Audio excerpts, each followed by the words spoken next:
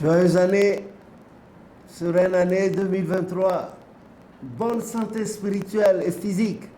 Bonne santé matérielle et financière. La joie dans vos demeures à gogo. Que les maris aiment leurs épouses, que leurs épouses aiment leurs maris. Que les enfants soient éduqués dans le strict respect des paroles du Seigneur et dans le respect des parents. Éduqués pour mieux servir, être de bons enfants à l'école et de bons citoyens, futurs citoyens, de bons devanciers. Cette affaire que je m'en vais vous confier est triste. Il s'agit d'un couple, un jeune couple que nous avons connu de l'autre côté de la mer et dont nous avons retrouvé l'homme plus tard en Afrique. C'est une affaire qui m'a personnellement ému. Ça m'a donné de la tristesse. Voilà un jeune couple. Voilà un très jeune couple qui a eu un premier enfant, une fille. On a ensemble pendant un moment et puis après, le destin a emmené chacun de nous où il devait. Et avec le temps, ce couple a eu d'autres enfants encore et ils sont rentrés dans leur pays d'origine, en Afrique. Mais lors du dernier accouchement, la femme subitement dit à son mari, je ne veux plus de toi, plus du tout. Je reviendrai à toi à une seule condition. Et cette condition est sine qua non. Sans cela, rien n'est possible.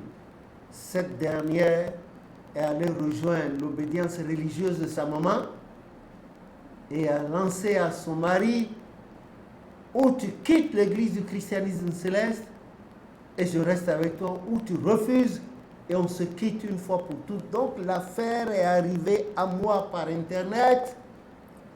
On a prié et on a vu, l'ange a montré que les deux protagonistes se causeraient un grand tort si jamais ils se séparaient. Ils vont se séparer, tout le monde va voir. Mais jusqu'à la fin de leur vie sur terre, ils n'auront jamais le repos. Rien ne réussira à la femme, rien ne réussira à l'homme. Ils peuvent aller voir tous les visionnaires de la terre. Ils sont condamnés à vivre ensemble, à s'entendre et vivre ensemble. Maintenant, si nous retournons dans le livre de 1 Corinthiens chapitre 7, où relatif au problème de mariage et d'union, pour lequel Saint Paul est intervenu magistralement et a expliqué, sous l'influence de cet esprit, ce qui doit être un ménage. Que le mari soit un croyant et la femme croyante, que la femme soit incroyante et le mari croyant, qu'est-ce qu'il faut faire? Saint Paul a expliqué. Et c'est à partir de cela que moi, j'ai expliqué à ce couple, tantôt à l'homme, tantôt à la femme, ce qu'il fallait faire. Il n'y a pas encore 2 semaines, nous sommes tombés au cours d'un grand rassemblement sur cet homme-là. Il était surpris, il a sursauté. On s'est embrassé, on a ri, mais je sentais de la tristesse au fond de lui. Même son visage ne rayonne plus la gaieté selon laquelle je l'avais connu, peut-être 14 ans auparavant. Et je lui ai dit, vous deux là, vous êtes condamnés à vivre ensemble jusqu'au soir de votre vie. Les secousses actuelles de votre ménage, c'est le malin qui s'est armé et a dit que 2 créatures comme vous là ne devraient pas être ensemble pour la gloire de Dieu. Jamais il faut que vous soyez la risée des uns et des autres. C'est pour cela qu'il a le ventre en poupe et il a dit que vous ne vivrez pas ensemble. Le monsieur a poussé un soupir et puis il me dit qu'elle ne veut pas. Il dit que même avant d'entrer dans l'avion tantôt pour venir à ce grand rassemblement, qu'il essaie de renouer, la femme dit non. Qu'est-ce qu'il doit faire? Et que lui, il ne peut pas rester comme ça. Et moi, je lui ai dit que ce que les anges m'ont demandé de vous dire, je vous le dis et je ne change pas de position. Je vous aime bien, vous deux. Et surtout toi, tu le sais. C'est toi qui as conduit les pieds de ta femme vers nous, depuis l'autre côté de la mer jusqu'ici. Alors arrange-toi. C'est une épreuve pour toi. Que Dieu te soutienne dans cette épreuve, puisque nous aussi, dans notre petit coin, nous pensons à eux, nous intervenons, nous envoyons des pensées pieuses à ce ménage. Maintenant, vous là, qui m'écoutez, qu'auriez-vous fait si vous avez été à ma place et à la place de ce devancier? La femme de l'autre côté, le côté de sa maman, elle a trouvé des gens pour l'épauler, pour lui dire non, s'il ne quitte pas cette église-là, il ne faut pas accepter, il y a plein d'hommes. Et l'homme aussi, ici, est tenté parfois de recourir à une autre femme.